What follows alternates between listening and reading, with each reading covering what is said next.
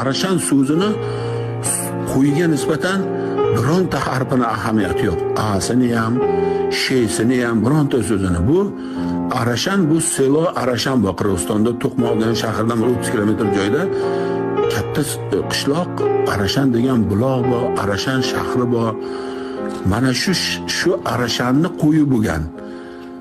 Bizlar aytaylik, O'zbekistonda Surxondaryo qo'yi, Qashqadaryo, Buxoro, Jizzax qo'yi deydilar. Xuddi shunga o'xshab Arashanni qo'yi, Arashan qishlog'ini qo'yi bo'lgan. Mana shu ham o'zi aytilishi ham jarangdor. O'sha qanaqa bir asos qilib olingan 20 kishi kengash o'tkazganda haddan tashqari ko'p versiya bo'lgan. Qaysisini qabul qilamiz nomiga deb. Shu Arashanga to'xtalgan. Haqiqatan ham chiroyli, jarangdor, eshitilishi yaxshi quloqqa Arashan so'zini. Shunga to'xtab Arashan deb nom berilgan.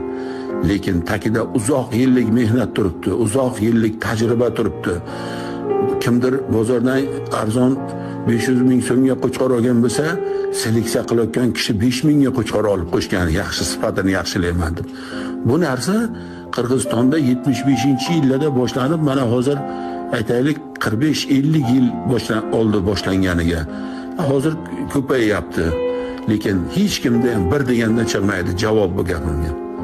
Biza Hisori yaxshi, Arashan yaxshi, Idilbay yaxshi degan gapdan uzoqmiz.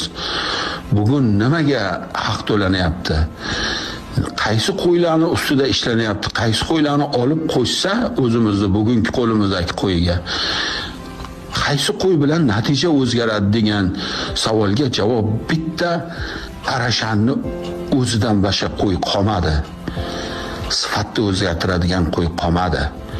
Bari o'sha sifati kiradigan joyga kirib ketgan. Buni eng katta sababi yaqin qonlik bo'lgan. Bitta oila bir-biriga chatishtirilgan. Mana gap qayerda?